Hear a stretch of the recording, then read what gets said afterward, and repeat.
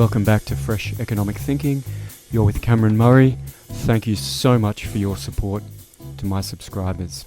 This article is entitled Explainer: Markets Efficiently Delay Building Feasible New Homes.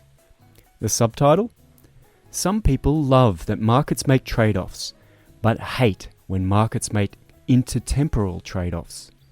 Let's go deep into the economics of why housing markets build faster or slower. Yes, that's a long subtitle. Let's begin. Markets are good at making trade-offs. Even if everyone in the market is irrational, the constraints of the system, of the money balances in each person's account and the property rights and who owns them and who needs to buy them, often lead to acceptable and favourable trade-offs.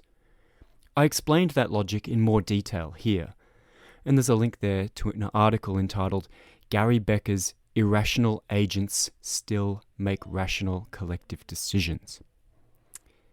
Markets also encourage innovation because new technology can break down old trade-offs by getting more output, in terms of its value to others in the economy, per input.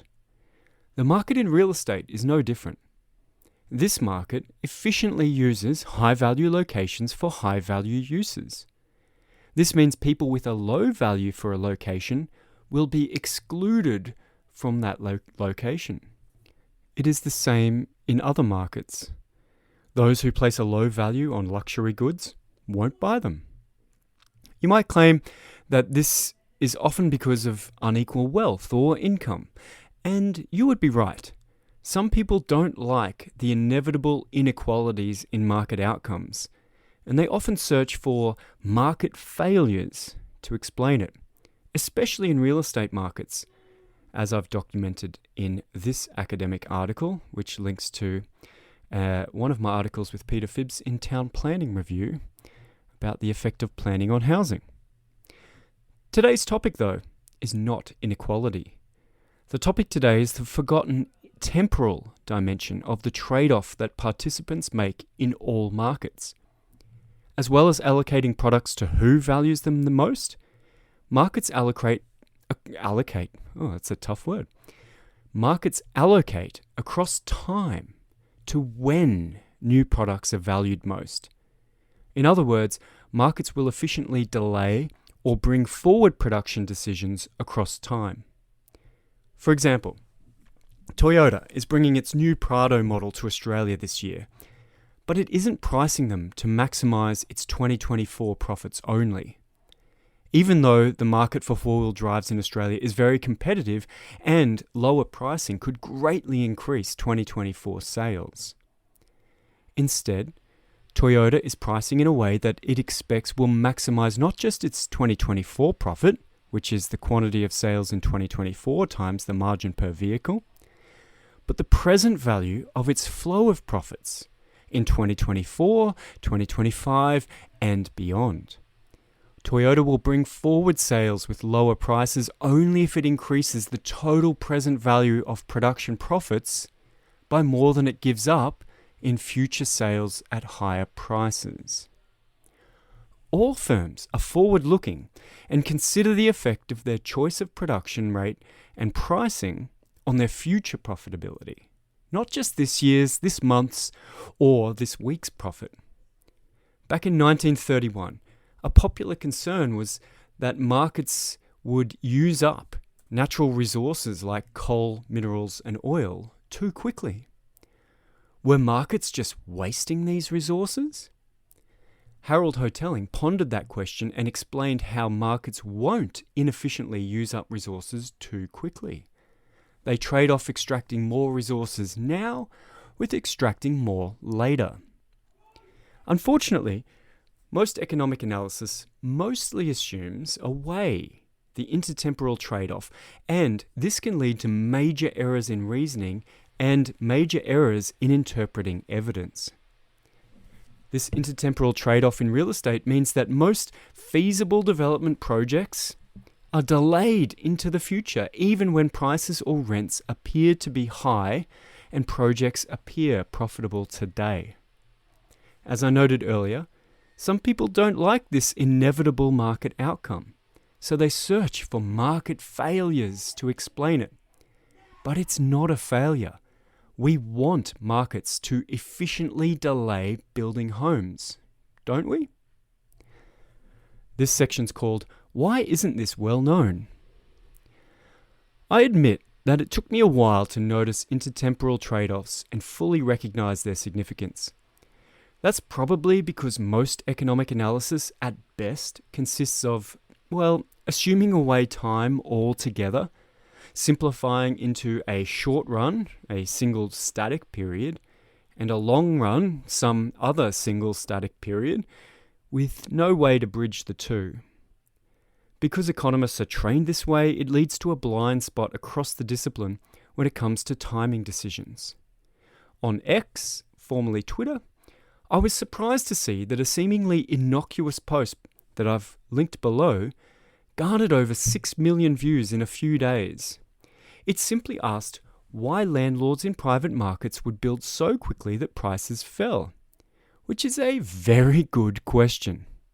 Let me quote to you that tweet, or that X, or that post. I don't know what we're calling it. It says, "Someone please explain to me, like I'm a 5-year-old, precisely what the incentive is for the private sector to build houses in such quantities that the amount of money they can charge us for those houses goes down." End quote.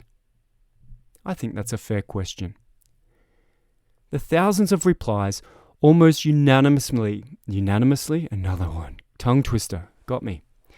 The thousands of replies almost unanimously explained most smugly the crossed swords of supply and demand from Economics 101 that they learnt, forgetting that this simplified model assumes away the time dimension. The replies showed complete ignorance of the dynamics of housing supply and price effects from supply today on profits tomorrow, which is itself a hot topic of study in the academic literature, with many researchers trying hard to understand it. People, for some reason, don't believe me. So today's article is a deep dive into the forgotten economics of intertemporal market trade-offs when it comes to housing production. Let's start with a quote from urban economist Alvin Murphy, who noted in a working paper of his 2018 published paper entitled A Dynamic Model of Housing Supply that, and I'm quoting Murphy here, a static model would predict that a parcel owner would build the first time it becomes profitable, whereas the dynamic model allows a parcel owner to delay building even when profitable in order to attain higher profits at a future date. End quote. That's from page 15 of the linked paper. For some reason, that line didn't make it into the final version of the article, which in typical economics fashion was published 8 years later. But that version, the published one, makes the same point clearly in its opening sections, and I'm quoting again. In the model, landowners choose both the optimal timing of and the optimal size of construction. These owners take into account current profits and expectations about future profits, balancing expected future prices against expected future costs. Analyzing these decisions with a dynamic framework allows one to meaningfully separate the effects of current profits on supply from the effects of expected future profits on supply, which is the key mechanism through which forward-looking behavior reduces the housing supply inelasticity. End quote. There's more. I'll quote again. Forward-looking behavior substantially reduces the responsiveness of landowners to current price changes. This reduction occurs because rising prices make building today more attractive, but also signal higher future prices, making waiting more attractive, thus reducing the responsiveness to current price. Interestingly, this forward-looking behavior suppresses the responsiveness to current price by a much greater extent during boom periods with rapidly rising land and house prices. End quote. That forward-looking behavior considers the returns given up on the assets required to develop new homes, the cash to pay for construction and the land asset, for the returns on the new home, the net rent and the capital gain. after consideration of local price effects. This section's called a simple demonstration. The tools most relevant for understanding intertemporal trade-offs come from the field of economics known as real options, which analyse timing choices of irreversible capital investment, clearly relevant for understanding housing production. The logic of real options and their intertemporal trade-off means that for new housing, two conditions must hold to make it worthwhile to build a dwelling today rather than tomorrow. They're not really today or tomorrow. It could be this year instead of many years in the future, or any other trade-off between some future period and the present. These two conditions that the logic of real options generates are, firstly, the market value of a dwelling must equal the development cost plus the value of the land, which is itself gets a value because it's a financial derivative, which I've explained in another linked article. In the lingo of real options analysis, this condition is called the value matching condition. The second condition is that the total return to the developed home must equal the total return to the assets swapped for it. In the lingo of real options analysis, this is called the smooth pasting condition. So the two conditions, the value matching condition means the value of the developed home must be equal to the value of its inputs, and the smooth pasting condition means the rate of return per dollar of the assets given up to build a home must equal the rate of return on the developed home. The first of these two conditions is a bit tricky to understand if you have in mind that the price of goods comes from the summation of input costs. But the second, I think, is more important for dynamics, and I think it is quite straightforward to grasp. So let's go through them. This section's called value matching. It seems intuitive that new homes only get built if the market price of what is built is as high as the market price of the land plus the development cost. Where property markets differ from many other markets is that homes need places to put them. And those property rights to places, what we call land, have a value because of their potential ability to generate future returns. Land gets its value like any other financial derivative. So the important thing to understand is that there are market constraints on being able to buy land cheaply, then build homes and make abnormal profits, which mean profits that more than compensate for the risk involved in that process. The reason is that every potential land seller also themselves has the option to build homes and take that risk and make a profit. They can arbitrage the value themselves. So the sale price of developable land, at a minimum, will be the residual, the leftover, of the market price of the developed housing minus the development cost, including a margin for the risk involved in actual construction and sale. The diagram below shows on the left the market price for a completed housing project. The next part of the diagram has the land value in yellow as the residual, the leftover, of market price minus development cost, which I've drawn in blue, at the value matching equilibrium condition where development today is the highest value option for the land. For those listening, the market price is a red column in a column chart. The value matching condition shows the same height column because the value of the two inputs is equal to the output. The top section is blue, which is the construction and development cost.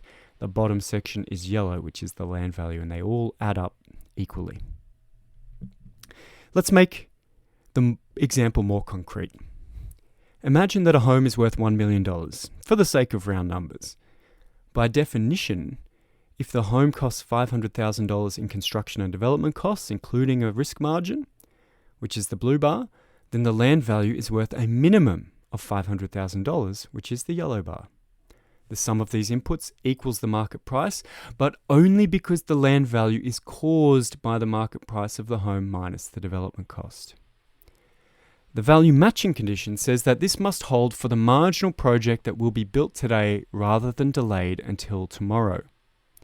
But what is commonly misunderstood is that a land value of housing price minus development cost is the minimum amount that land will be worth for a development site. It might be the case that a particular location for a particular lot, buyers are willing to pay, say, $600,000 for the lot, even though construction and development costs, including that risk margin, are $500,000 and homes are only worth $1 million. The land is valued more highly than the residual for the best choice project today because the landowner has the option to instead build a different project later that might be even more valuable. Right? That's a tricky and subtle point. The next columns in our diagram show this common situation where there is a delay premium in the market value of land. That is, the land is worth more than the value of homes today minus the development cost of homes today. That extra value of land above that residual is an option premium. This premium is the value the owners, both the buyers and the sellers of land, derive from being able to choose when to develop and potentially build something bigger, better, and more profitable in the future on that site. In this case, landowners think there are more gains from waiting. So we've seen how land values can be above the residual of today's housing price minus development cost because of an option premium. But why is the value matching condition a minimum land value for a site with development potential? The far right of our diagram shows a hypothetical situation where the market value of land is lower than this residual value matching condition. The trick to understanding why this situation cannot happen is because it requires land sellers to leave money on the table. After all, they have the option to develop or delay if they want to. It can't be the case that land is available to buy in a market for $400,000 if homes that cost $500,000 to build, including any margin, are selling for $1 million. Sellers are giving up $100,000 if they sell the land rather than building a home and selling it themselves, so they won't accept a lower price. In asset markets, the concept of price is above cost just doesn't work. How does that apply to shares or stocks in BHP or Apple? How can the price of those shares be above their cost? The price is the cost, and the same applies to land. It is a common mistake to think that land can be purchased at a price that represents its value only if the current use is allowed. People say things like, "Oh, only zoning is stopping developers from buying land at agricultural prices and building homes." But that's not how land markets work. If you're allowed to build homes, no property owner will sell the land for the agricultural price, and you will be competing with other buyers willing to pay at least the residual value of the price of development today minus the cost. So to wrap up, the value matching condition means that for the marginal site that could be built today, with the lowest value to delay, the lowest option premium, its value is equal to the residual of the market price minus development cost. For other non-marginal development sites, the land value is above the residual of today's market price for homes minus development cost. But even if this value matching condition holds, it is not enough to justify new housing production today. The second condition must hold too. Smooth pasting. Building a new home is an asset swap of cash and land for housing. That swap will only occur if the expected rate of return is higher for the purchased asset than the asset given up to get it. Not only do the sum of values of the land and cash, and the cash is for the development cost, not only do the sum of those values of those assets need to add up to the value of the dwelling itself, being the value matching condition, but so do the rates of return on the assets given up have to match the rate of return on the new housing asset. The rate of return between building a home and not building will be equal in an intertemporal market equilibrium. The diagram below shows this second equilibrium condition, or the smooth pasting condition, or sometimes it is called the rate of return equalization condition. The left in red shows the total return from one period to the next for developed housing, represented as the rate of change in total value, including net rents and capital gains. And so in the diagram, I've got two red bars. The first one shows the value of the house today, and the second one's a little bit higher, and it shows the total value tomorrow, with the gain being the net return to housing. And that gain includes the cash income and the capital gain. So if the $1 million home in our hypothetical example makes $60,000 in capital gains and net rental income combined, then that's a 6% total return. The value of that asset in a year's time is $1.06 million. But of course, the asset is now a home plus a bit of cash from the net rent return.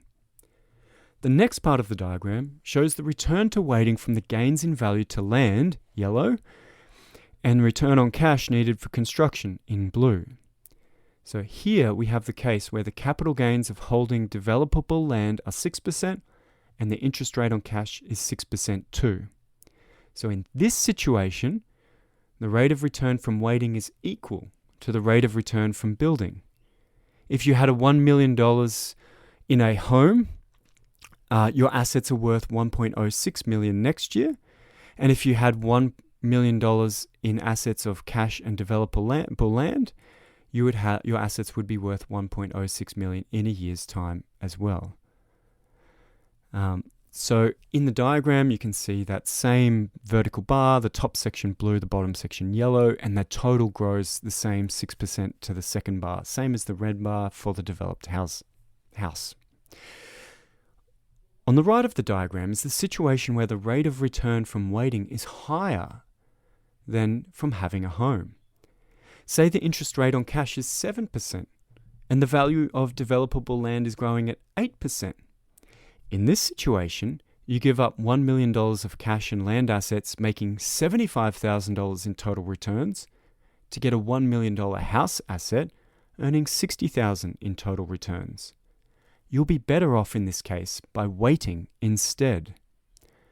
People always forget the smooth pasting condition that must apply in a housing production equilibrium. This section's called Back to the Rate of Home Production. Let's check in. We have two dynamic equilibrium conditions that must hold in a housing production market equilibrium if markets are trading off the future for the present. These conditions help explain why most feasible sites for housing remain undeveloped. The market is trading these homes into the future, efficiently delaying them until they are produced at the most valuable time. If the rate of return to waiting to build a home is higher than from building it now, then markets are efficiently delaying housing production. But how do we know how many homes are built each period? Where does the rate of housing production come from? There must be a flow of new housing per period that sustains these equilibrium conditions. We need to think about this carefully. And to be clear, we're now approaching the end of our collective knowledge about what determines the rate of housing production. This is the cutting edge, people. There are many possible trades of assets in housing markets. For example, you can trade cash directly for homes, as well as trading cash for construction and combining that with a land asset to get a home. You can also cash out land and get its value as cash by selling rather than building homes. The available trades are shown below. In each of these asset swap markets, equilibrium forces dictate the rate of trading, which depends on the relative returns to each asset.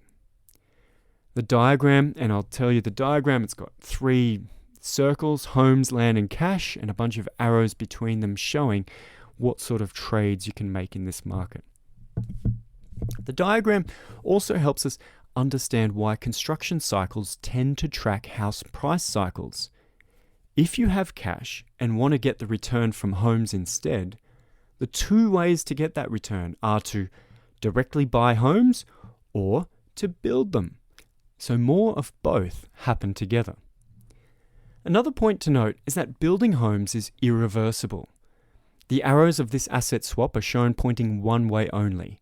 Now, you can of course physically go back from a lot with a dwelling to a vacant lot by spending more money on demolition, but this generally won't make economic sense, even if there are extreme scenarios where it does. So, the production of new homes represents the willingness of current owners of land to convert that land asset into a housing asset. This is the idea behind a phrase I like: supply starts when speculation ends. Building new homes is the act of giving up an undeveloped land asset, either for cash or a dwelling. Here's how I am trying to extend our thinking on how the rate of production fits in this market system of asset trades. First, I take it as an assumption that the growth rate in the value of dwellings and undeveloped land is reduced by faster production of homes. More supply in the form of faster production reduces prices.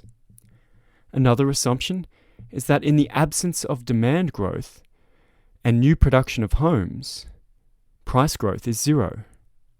This implies that only demand growth, demand, pick one, only demand growth, either from higher incomes or population, leads to rising prices. Combining these two assumptions creates the following relationship, whereby the rate of growth in the housing asset price is the rate of growth in demand minus the price effect from the rate of new housing production.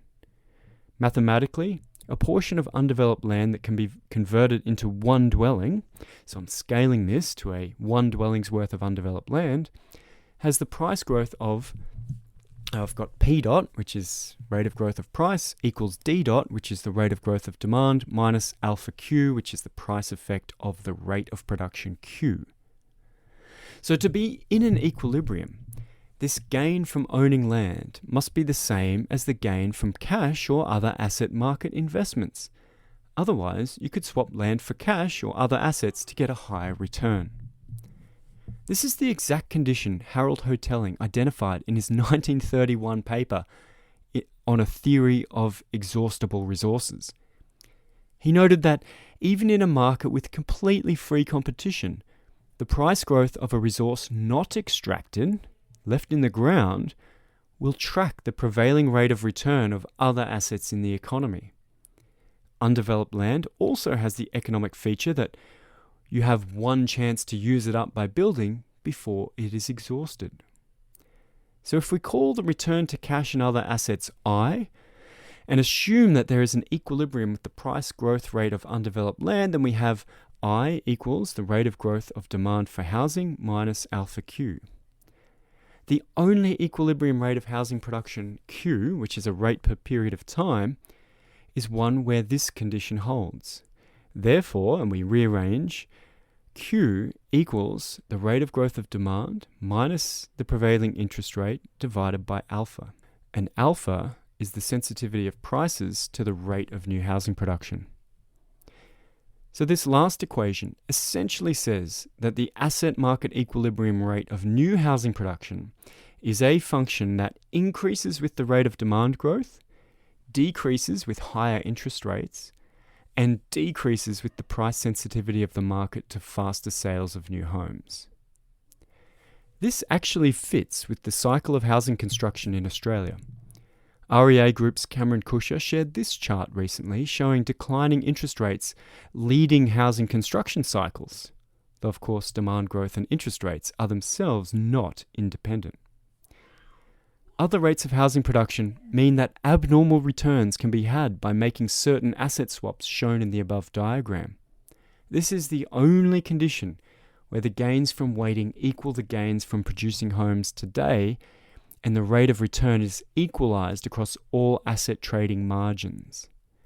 But this, as I said, is very much the edge of knowledge. In fact, an academic paper of mine where I first looked at the question of equilibrium rates of housing production found the opposite relationship with interest rates. And there's a link there to that paper. In this setup, where a single landowner optimizes their net profit flow, higher interest rates mean a higher cost to waiting, i.e. by holding land instead of cash, and hence faster optimal rate of supply. How these individual level incentives and market incentives interact is an unresolved issue at the cutting edge of economic thinking on housing supply. Either or both of these approaches may be wrong, or both incentives related to interest rates might exist, but interact in ways we don't know about. This section's called In Sum.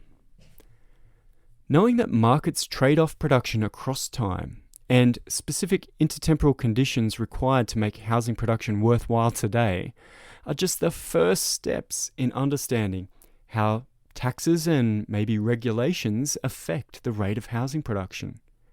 How do changes to taxes, monetary policy changes, and regulations on development affect these outcomes? We just honestly don't know. The thing is, this type of dynamic optimization must happen in every market. Toyota's production of Prados will be responsive to demand growth, and they may also reprice higher if demand grows quickly and lower prices if demand is falling. Despite the widespread confidence in our knowledge of housing supply, there is a theoretical black hole here. This post has taken you up to the event horizon of knowledge. But I hope by coming this far, you are ahead of 99% of pundits who yell, "Supply and demand, stupid," to anyone who wants to understand housing markets better. That's all for today. Thank you for your support, and thanks for listening.